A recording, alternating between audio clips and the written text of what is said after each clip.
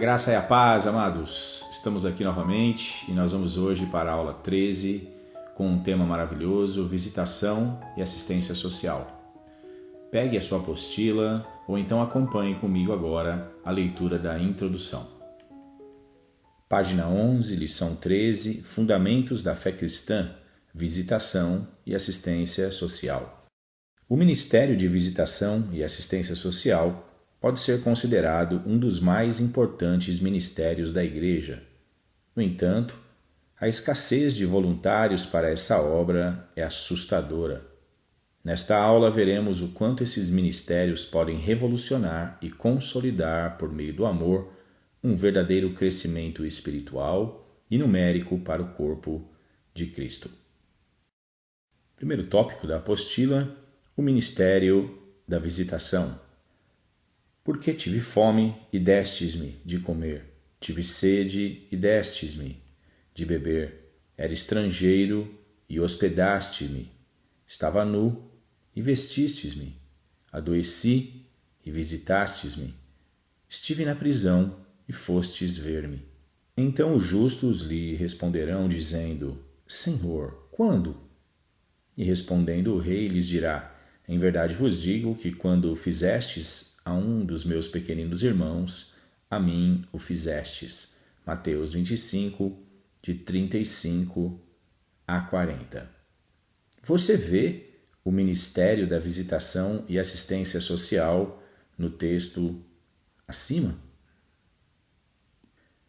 O Ministério da Visitação diz respeito à essência de nosso amor para com o próximo. Quando visitamos alguém, demonstramos o valor que aquela pessoa tem para nós.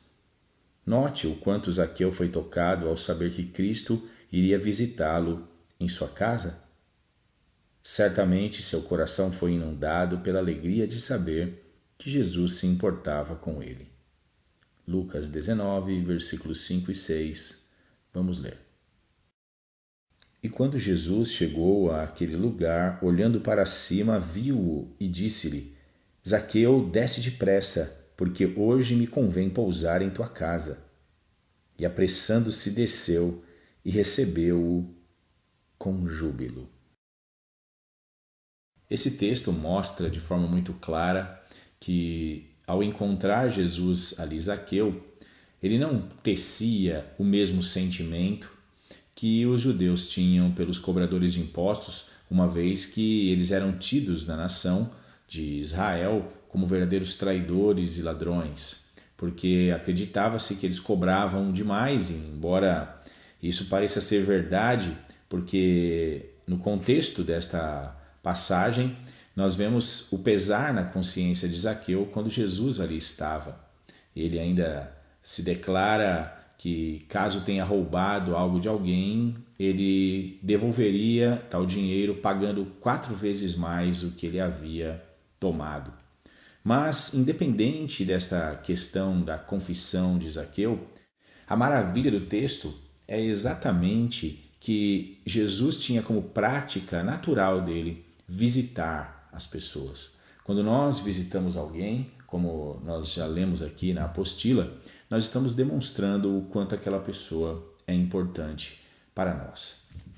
É bom que você guarde isso no seu coração, porque o Ministério da Visitação não é algo específico para A, B ou C da Igreja de Cristo. Muito pelo contrário, isso faz parte da vida que brota num sentimento de amor sincero no coração de todos os cristãos. Os cristãos devem, a cada dia, ter sempre em mente que o demonstrar amor a Deus também depende da demonstração do nosso amor ao próximo. E quando nós visitamos alguém, nós estamos levando não somente a amizade, mas nós também estamos dizendo para aquela pessoa o quanto ela é importante. Como você se sente quando alguém te manda uma mensagem e pergunta como você está? Como você se sente quando alguém diz que vai até a sua casa? Isto é algo fundamental para a fé cristã. Vamos continuar então a leitura da apostila. Na visitação, passamos a desenvolver uma amizade sadia por meio do contato pessoal e da intimidade que nos leva naturalmente a conhecermos as virtudes e necessidades do visitado. Provérbios 17, 17, vamos analisar. Em todo o tempo ama o amigo, e na angústia nasce o irmão. Realmente é um ato muito saudável e acredito eu que é um elo muito forte no que diz respeito ao nascimento de uma verdadeira amizade. Quando alguém nos visita, quando alguém realmente demonstra que nós somos importantes para ele. E também na visitação nós encontramos a oportunidade de nos conhecermos melhor um ao outro, e é exatamente aí que nós podemos encontrar pontos onde esta pessoa esteja precisando mesmo de uma ajuda direta, seja num aconselhamento, seja num abraço, seja numa ajuda financeira. Todas estas coisas fazem parte do contexto da fé daqueles que nasceram de novo. Amém? Vamos continuar aqui a leitura. Inicia-se assim os laços fraternais do verdadeiro cristianismo que refletirão a força e a maturidade de uma comunidade cristã. Atos 2, 42 a 47. E perseveravam na doutrina dos apóstolos e na comunhão e no partir do pão e nas orações. Em cada alma havia temor e muitas maravilhas e sinais se faziam pelos apóstolos. Todos os que criam estavam juntos e tinham tudo em comum. Vendiam suas propriedades e fazendas e repartiam com todos, segundo cada um tinha necessidade. E perseverando unânimes todos os dias no templo e partindo pão em casa, comiam juntos com alegria e singeleza de coração, louvando a Deus e caindo na graça de todo o povo. E todos os dias acrescentava o Senhor à igreja aqueles que se haviam de salvar. Este texto que nós acabamos de ler nos revela muitas coisas no que diz respeito à visitação e assistência social. Note que eles estavam sempre juntos, eles perseveravam na oração, eles partiam o pão em casa, que era o local onde eles cultuavam a Deus, e nós sabemos que esta referência que diz que todos os dias eles estavam no templo e em casa, significa que os discípulos de Jesus Cristo, eles tinham o costume de, no pórtico de Salomão, ali nas redondezas do templo, falar de Jesus, aproveitar, porque o fluxo era muito grande de pessoas que entravam e saíam por aquelas portas, e ali eles aproveitavam para a evangelização. Agora, já nos lares, fala da intimidade, da fé, dos cultos que os cristãos tinham, aonde eles podiam também aprender a palavra, aonde eles tinham a ceia do Senhor. Então nós vemos que havia a bênção de Deus, que era como se fosse a atmosfera que cobria a igreja primitiva. E dentro de cada um dos versículos que nós lemos, nós podemos ver claramente que caso alguém ali tivesse falta de alguma coisa, era compensado já imediatamente por irmãos que tinham condições de ajudar ou socorrer aqueles mais necessitados.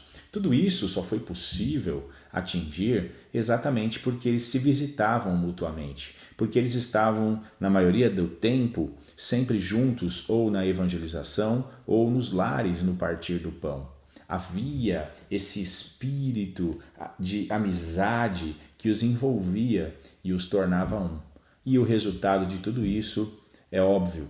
Deus, como diz o versículo 47, acrescentava à igreja aqueles que haviam de se salvar. É óbvio. O Senhor ama a comunhão. E quando nós estamos juntos, quando nós fazemos do nosso lar um local de confraternização, um local de adoração, um local onde nós compartilhamos com os nossos vizinhos e amigos a palavra de Deus, o Senhor nos abençoa poderosamente e muitas pessoas acabam abrindo seus corações, sendo tocadas pelo Espírito Santo e têm um encontro real com Jesus Cristo. Esta é a obra da Igreja do Senhor. Amém? Continuemos a leitura da apostila. Toda superficialidade, fraquezas e problemas encontrados em grupos cristãos nada mais são, na maioria das vezes, do que resultados colhidos pela falta de comunhão entre ambos. O corpo de Cristo jamais se desenvolverá na superficialidade, por isso precisamos atentar a este assunto mais do que tudo, pois uma igreja forte é resultado direto de uma comunhão regrada pela visitação interpessoal dos irmãos em Cristo. Você pode ter certeza, como eu disse aqui na finalização deste segundo parágrafo, que paira sobre o corpo de Cristo, dentro de congregações, de templos, este espírito de religiosidade. A princípio é tudo muito maravilhoso, nós somos bem recebidos, somos acolhidos, mas com o tempo nós começamos a notar que aquilo só funciona entre quatro paredes. Essas pessoas, quando vão embora para os seus lares, muitas vezes parece que não se conhecem. E a questão da visitação e assistência social, ela bate de frente na contramão deste sistema. Por que eu digo isso? Porque quando nós estamos dentro de um local preparado, estruturado, como as denominações trabalham, nós sabemos que ali a atmosfera é preparada para a ocasião. Então, há louvores, há uma mensagem, há oração. Muitas vezes um pregador insiste em dizer, olha, diga para o seu irmão ao lado que você o ama e tudo mais. Mas, na prática, na verdade, no dia a dia, essas pessoas, o tempo vai se passando e elas começam a ver que aquilo ali mais se parece com um teatro do que uma realidade de vida.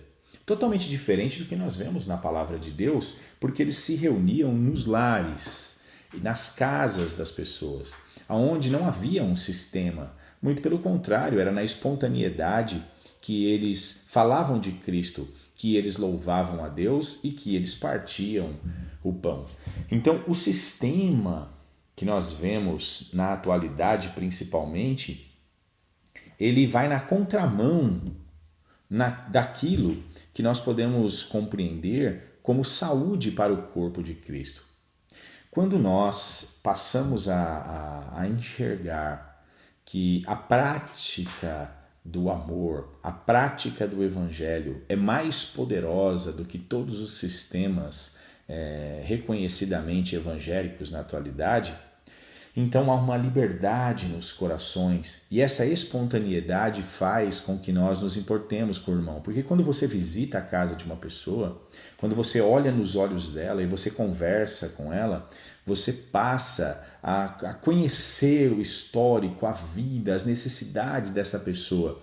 E assim ela também passa a nos conhecer. É algo totalmente diferente quando você está sentado enfileirado em cadeiras, há pessoas na sua frente, há pessoas atrás, pessoas que talvez você não conhece e você nunca jamais conhecerá.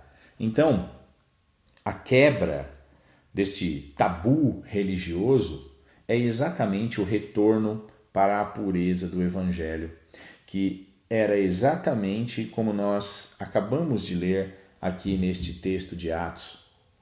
Eles tinham encontros onde, nas suas reuniões nos lares, eles podiam então conversar uns com os outros, fortalecendo, trazendo saúde para a verdadeira comunhão, porque isto é comunhão.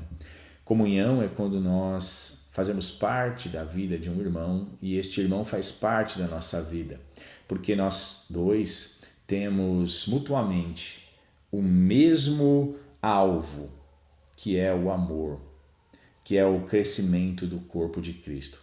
Então, quando nós trabalharmos isso, fora de todo o sistema, mas com uma sinceridade em nossos corações, nós veremos que aos poucos as coisas começarão a se encaixar e aquele espírito de comunhão, o Espírito Santo, trará então sobre nós aquela alegria, aquele sentimento de que nós não estamos sós, de que realmente somos pessoas importantes e que temos amigos e uma grande família em Cristo Jesus. Amém? Glória a Deus. Continuemos a leitura.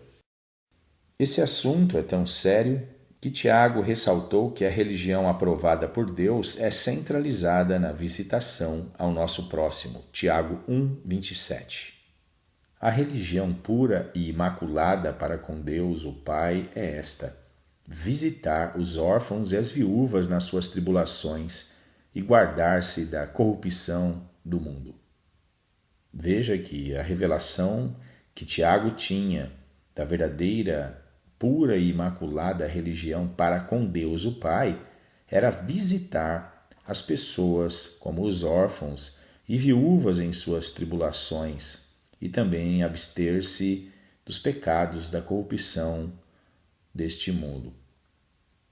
É óbvio que quando nós visitamos um órfão, quando nós damos a assistência a uma viúva, indo até eles, demonstrando a estas pessoas nosso amor, estendendo-lhes as mãos, passamos a fortalecer o vínculo da comunhão e do amor de Deus nesses corações.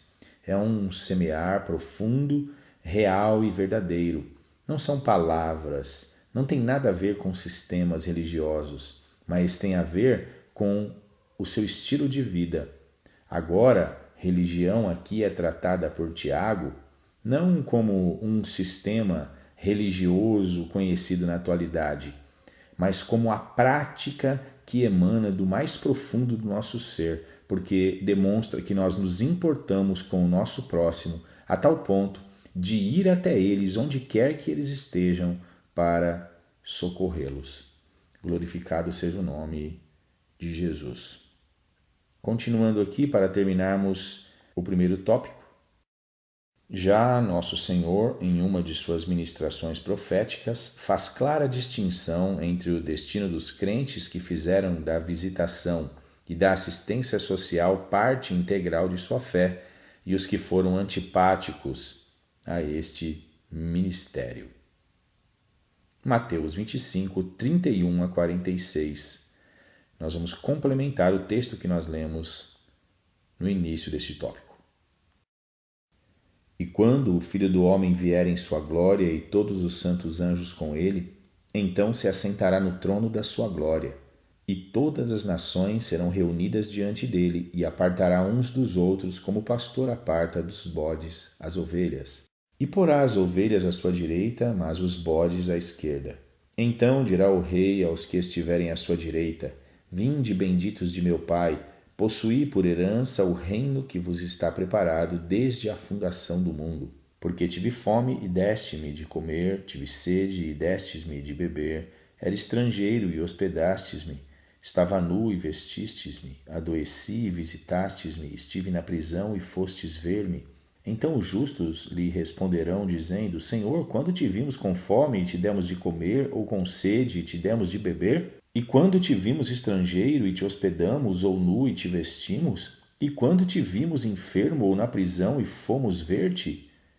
E respondendo o rei lhes dirá: Em verdade vos digo que, quando o fizestes a um de meus pequeninos irmãos, a mim o fizestes. Então dirá também aos que estiverem à sua esquerda: Apartai-vos de mim, malditos, para o fogo eterno, preparado para o diabo e seus anjos.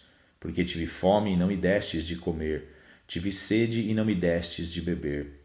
Sendo estrangeiro, não me recolhestes, estando nu, não me vestistes, e estando enfermo e na prisão, não me visitastes. Então eles também lhe responderão, dizendo: Senhor, quando te vimos com fome, ou com sede, ou estrangeiro, ou nu, ou enfermo, ou na prisão, e não te servimos?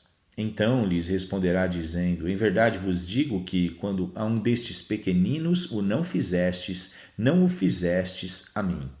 E irão estes para o tormento eterno, mas os justos para a vida eterna. Agora, com a leitura completa deste texto, fica muito claro a resposta para a pergunta que eu fiz no primeiro parágrafo deste tópico. Você vê o Ministério da Visitação e Assistência Social no texto acima, ou neste texto que nós acabamos de ler? É óbvio. Está patente, é algo transparente nas palavras de Jesus, sejam de aprovação e de condenação. As coisas estão distintamente separadas. Aqueles para Jesus que têm fé são aqueles que amam o seu próximo. E aqueles que amam o seu próximo não são aqueles que falam que amam.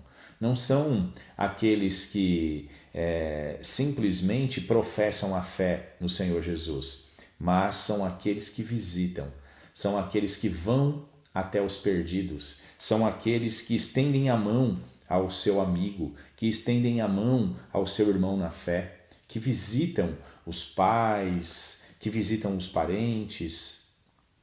São pessoas que se interessam pela comunidade, pelos vizinhos e assim sucessivamente por todos os povos da terra, levando-lhes o Evangelho. São essas pessoas que serão aprovadas e colocadas do lado direito de Cristo. Já as que serão colocadas do lado esquerdo andam no antônimo desta realidade. Por que eu digo isso? Porque eles faziam parte de grupos que se diziam cristãos. Eles acreditavam ser evangélicos. Eles certamente frequentavam locais de comunhão, como muitos dizem, chamados hoje de igreja erroneamente.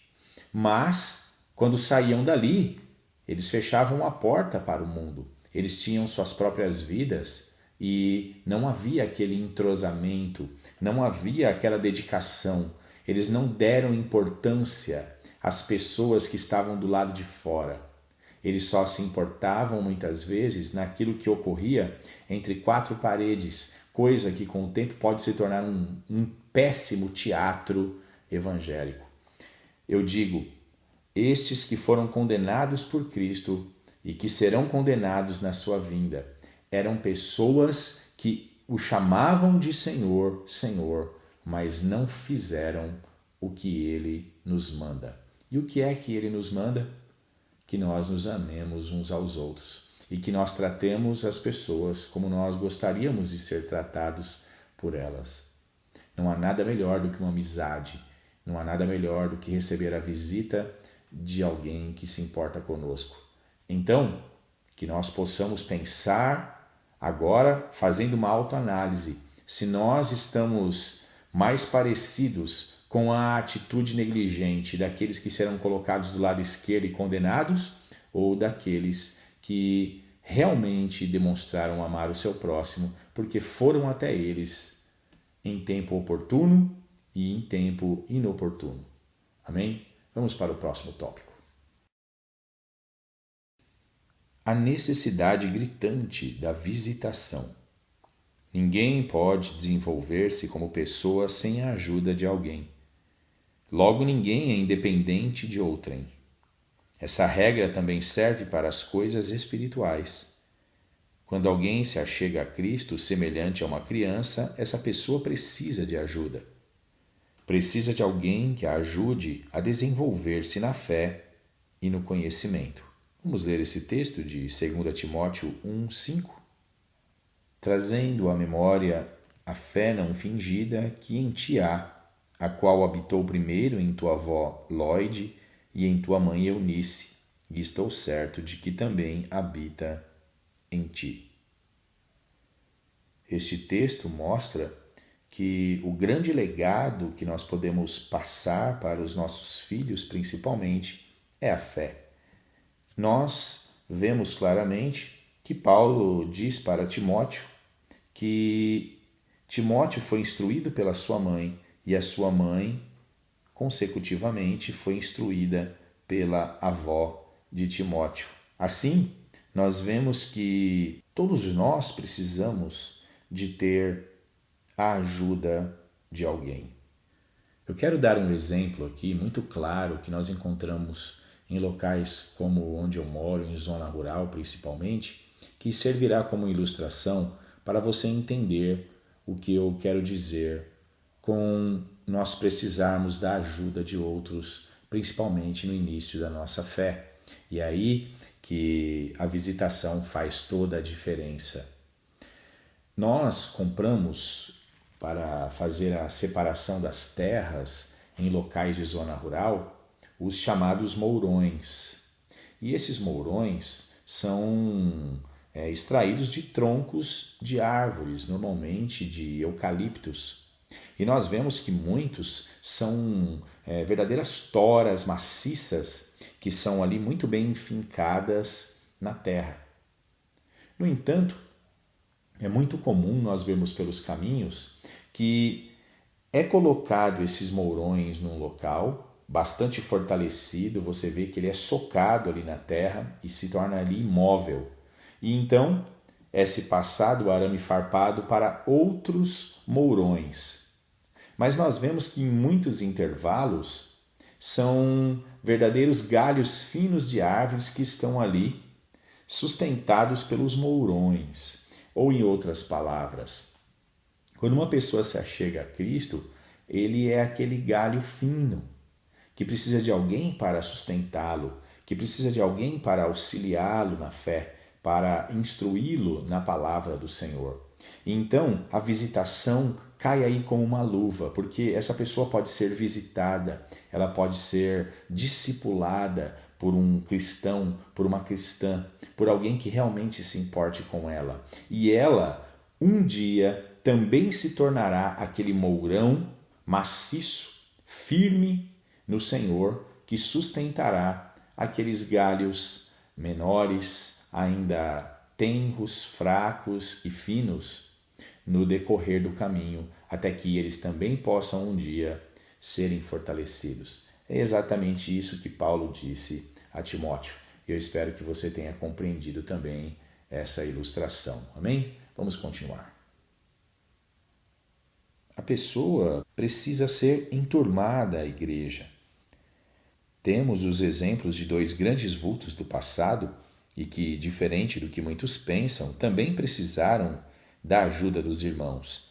Me refiro a Apolo, que era limitado pelo conhecimento da verdade somente até João Batista e recebeu ajuda de irmãos que o fizeram deslanchar ministerialmente. Atos capítulo 18, 24 a 28. E chegou a Éfeso um certo judeu chamado Apolo, natural de Alexandria, varão eloquente e poderoso nas Escrituras.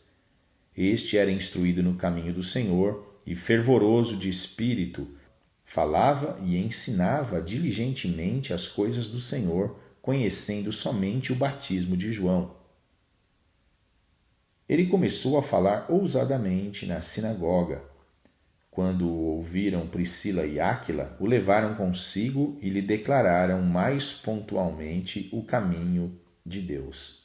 Querendo ele passar a Acaia, o animaram os irmãos e escreveram aos discípulos que o recebessem, o qual, tendo chegado, aproveitou muito aos que pela graça criam, porque com grande veemência convencia publicamente os judeus, mostrando pelas Escrituras que Jesus era o Cristo. Este texto maravilhoso sobre Priscila e Áquila declara de forma muito simples o sistema que a igreja primitiva trabalhava. Eles enturmavam as pessoas que iam se achegando. E como eles faziam isso? Convidando as pessoas para os seus lares. E nos lares se desenvolvia uma amizade e grandes discipulados. Apolo era um homem que havia recebido o dom da sabedoria. No entanto, a revelação dele ainda era muito limitada. Quando Priscila e Áquila o conheceram, viram que aquele potencial de Apolo deveria ser polido agora, até atingir uma estatura mais madura no conhecimento sobre Jesus Cristo especificamente. E isto, meus amados, foi algo revolucionário na vida de Apolo. Tal era esse sentimento de enturmar-se uns com os outros, que este é o verdadeiro sentimento da comunhão que o Espírito de Deus derrama sobre a Igreja de Cristo, que eles escreveram a outros irmãos para que esses irmãos recebessem Apolo de braços abertos como irmão amado. Então, note que a Igreja de Jesus Cristo, ela se inicia no primeiro século como um verdadeiro grupo de amigos que intimamente se conheciam no que diz respeito à família de Deus. Não eram pessoas que se reuniam num local distante e depois cada um por si, Deus por todos. Não. Eles tinham um contexto onde a amizade, a conversa, o olho no olho, o sentar-se à mesa para uma ceia, o partir do pão, era o momento sagrado, era o ápice de suas reuniões. É aí que nascerá nos nossos corações uma fé pura, autêntica e agradável a Deus. É assim que o Senhor quer que nós venhamos a agir uns com os outros. Então, quando nossos vizinhos se achegarem e participarem de um culto no lar, quando nós estivermos pregando o Evangelho em algum local e nos oferecermos para fazer uma visita na casa desta pessoa, nós estaremos ali ministrando o verdadeiro Evangelho. O Evangelho que um planta, outro rega e o Senhor dá o crescimento. Porque, afinal de contas, quão bom e agradável é que os irmãos vivam em união, como diz o salmista no Salmo 133, versículo 1. Amém? Vamos continuar aqui então a leitura. E na continuação aqui da leitura nós vemos também que Paulo precisou do acolhimento dos discípulos para mergulhar de cabeça na pregação do Evangelho e se enturmar a igreja. Atos 9, 17 a 31, vamos conferir. E Ananias foi e entrou na casa, e impondo-lhe as mãos, disse: Irmão Saulo, o Senhor Jesus, que te apareceu no caminho por onde vinhas, me enviou para que tornes a ver e sejas cheio do Espírito Santo. E logo lhe caíram dos olhos como que umas escamas, e recuperou a vista, e levantando-se foi batizado. E tendo comido, ficou confortado, e esteve Saulo alguns dias com os discípulos que estavam em Damasco. E logo nas sinagogas pregava a Jesus, que este era o Filho de Deus. Todos os que o ouviam estavam atônitos e diziam: Não é este o que em Jerusalém perseguia os que invocavam este nome, e para isso veio aqui para os levar presos aos principais dos sacerdotes? Saulo, porém, se esforçava muito mais e confundia os judeus que habitavam em Damasco, provando que aquele era o Cristo. E tendo passado muitos dias, os judeus tomaram conselho entre si para o matar. Mas as suas ciladas vieram ao conhecimento de Saulo, e como eles guardavam as portas tanto de dia como de noite para poderem tirar-lhe a vida, tomando-o de noite, os discípulos o desceram dentro de um cesto pelo muro. E quando Saulo chegou a Jerusalém, procurava ajuntar-se aos discípulos, mas todos o temiam, não crendo que fosse discípulo. Então Barnabé, tomando-o consigo, o trouxe aos apóstolos e lhes contou como no caminho ele vira ao Senhor, e este lhe falara, e como em Damasco falara ousadamente no nome de Jesus. E andava com eles em Jerusalém, entrando e saindo. E falava ousadamente no nome de Jesus. Falava e disputava também contra gregos, mas eles procuravam matá-lo. Sabendo-o, porém, os irmãos o acompanharam até Cesareia e o enviaram a Tarso. Assim, pois, as igrejas em toda a Judéia e Galiléia e Samaria tinham paz e eram edificadas, e se multiplicavam, andando no temor do Senhor e na consolação do Espírito Santo. Nesta passagem que mostra o início da conversão de Saulo, o mais conhecido apóstolo Paulo, nós vemos que ele foi enturmado pelos irmãos. Havia uma dificuldade de muitos acreditarem que ele realmente havia se convertido, afinal de contas ele era, anteriormente ao encontro dele com Jesus no caminho de Damasco, um grande perseguidor da igreja. Assim, Barnabé toma a frente e o apresenta aos apóstolos e fala dele perante os irmãos da igreja da época, para que eles viessem a acreditar, a confiar, porque ele realmente havia tomado uma decisão por Cristo Jesus. Vemos que em pouco tempo Paulo se tornaria um apóstolo de Jesus Cristo, mas tudo isso graças ao acolhimento que ele teve quando se achegou à igreja de Jesus Cristo. Paulo certamente pôs em prática esta atitude, sempre acolhendo a todos aqueles que se decidiam por Cristo, fortalecendo-os também com suas orações, com suas visitas e com os seus discipulados constantes. Glórias a Deus. Reflita sobre isso. Quantas pessoas poderiam estar congregando conosco, mas não receberam o suporte da visitação? Quantas hoje estão ao ponto de nos deixar pela falta deste quesito? Esse é o ministério de todos e não de alguém específico. Nos arrependamos de tal negligência e comecemos a trabalhar a visitação como prática dos salvos que vivem o verdadeiro Evangelho. Esta é uma verdade que realmente precisa ser dita a cada um de nós. Precisamos ser exortados no tocante a este assunto. Quantas pessoas poderiam estar juntas de nós hoje, congregando em nome do Senhor Jesus Cristo, buscando a sua face, mas não estão porque chegaram, foram acolhidas e depois abandonadas. E isso é o que o sistema gera. Quando nós passamos a ter uma intimidade maior dentro dos nossos lares, com as pessoas que nós convidamos, com os vizinhos e parentes, e depois damos continuidade nessa assistência, no discipulado, na amizade e tudo mais, essas pessoas se mantêm porque elas veem uma verdade que perdura e elas acabam também naturalmente praticando isso. Muitas pessoas talvez estejam agora pensando até mesmo em desistir, talvez, de participar de alguma reunião entre cristãos, exatamente porque tem notado que aquilo que eles falam ou aquilo que eles acreditam se resume somente a 4 paredes. Que nós possamos nos libertar desta religiosidade e nos tornarmos verdadeiros discípulos de Jesus, que estão dispostos a darem todo o seu amor para trazer verdadeiramente estes que estão se achegando a Cristo para mais perto de nosso Senhor e Salvador. Assim como Paulo foi acolhido, assim como Apolo foi acolhido, que todas as pessoas que estão se achegando e aquelas que já fazem parte do nosso grupo de cristãos nas nossas reuniões possam também ser assistidas da mesma maneira. Amém?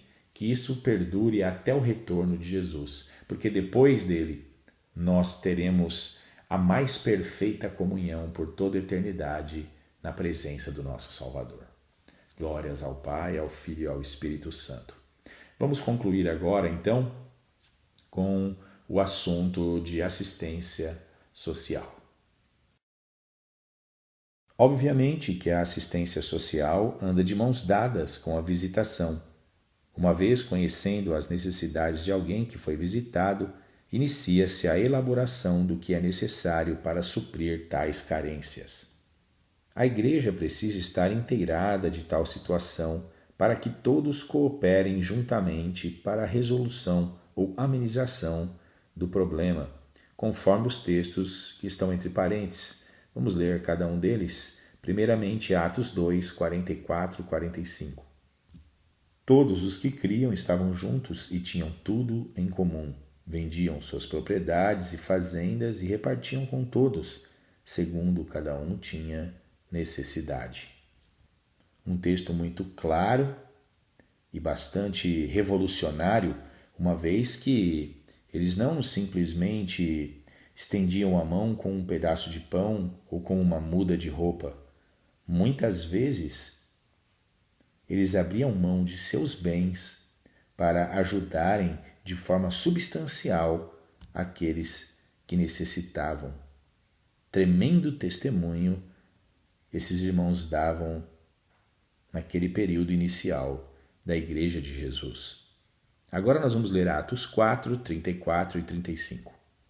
Não havia, pois, entre eles necessitado algum, porque todos os que possuíam herdades ou casas, vendendo-as, traziam o preço do que fora vendido e o depositavam aos pés dos apóstolos.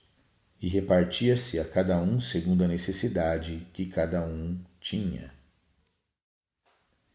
Este sistema de repartição de bens não era uma doutrina que os apóstolos haviam estabelecido, mas algo que surgira naturalmente nos corações daqueles que estavam alinhados à vontade de Deus, como bons mordomos e como pessoas que se importavam com seus irmãos. Eles estavam dispostos a darem tudo o que tinham para ver aquele irmão que estava se achegando, aquela família que estava necessitada, sendo socorrida por eles.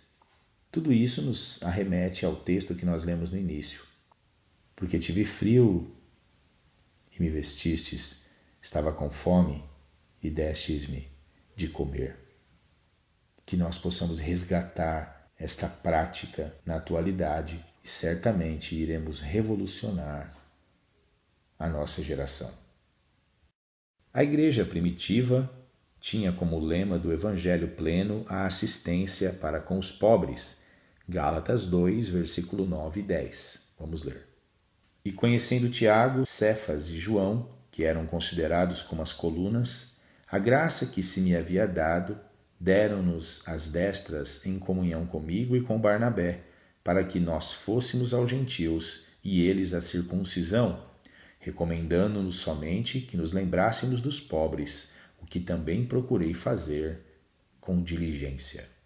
Neste texto, a ênfase é dada à recomendação que os 3 apóstolos deram a Barnabé e a Paulo.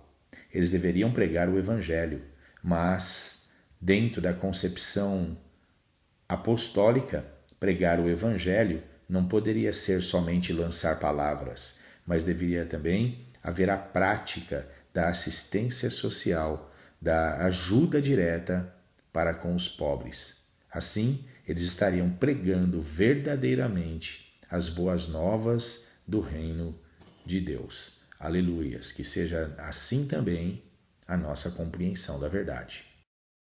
E não foram poucas as vezes que os discípulos trataram deste assunto nas igrejas. Vamos ler todos os textos que estão entre parênteses?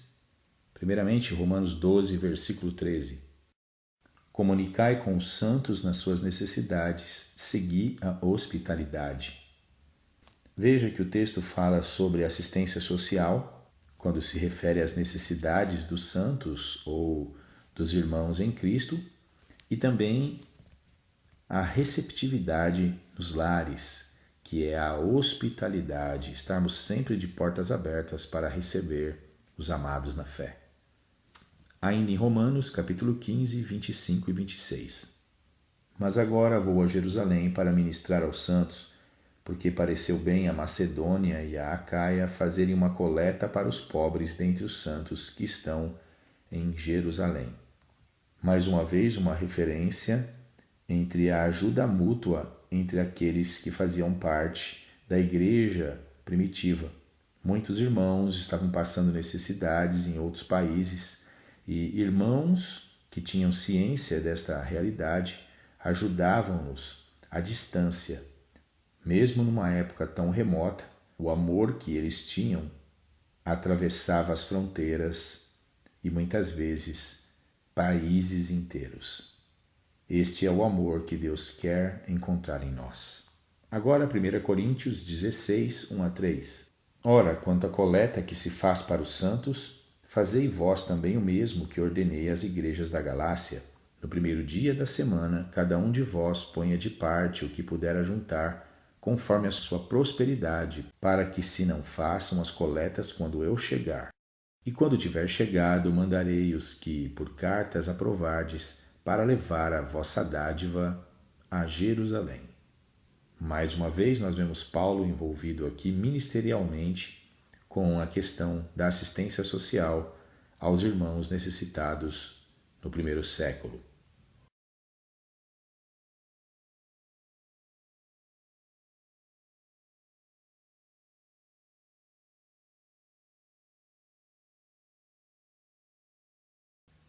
Jesus certamente tinha os pobres como um alvo claro da pregação do Evangelho. Vamos ler também esses textos entre parênteses. Lucas 4:18, primeiramente. O Espírito do Senhor é sobre mim, pois que me ungiu para evangelizar os pobres, enviou-me a curar os quebrantados do coração. Quando o texto diz que o Senhor foi ungido para evangelizar os pobres, é óbvio que o contexto diz respeito àquilo que nós estamos analisando nesta aula de hoje. Evangelizar de verdade não são só palavras, mas atitudes e doação. O próximo texto está em Lucas 7, versículo 22. Respondendo então Jesus disse-lhes: Ide e anunciai a João o que tendes visto e ouvido.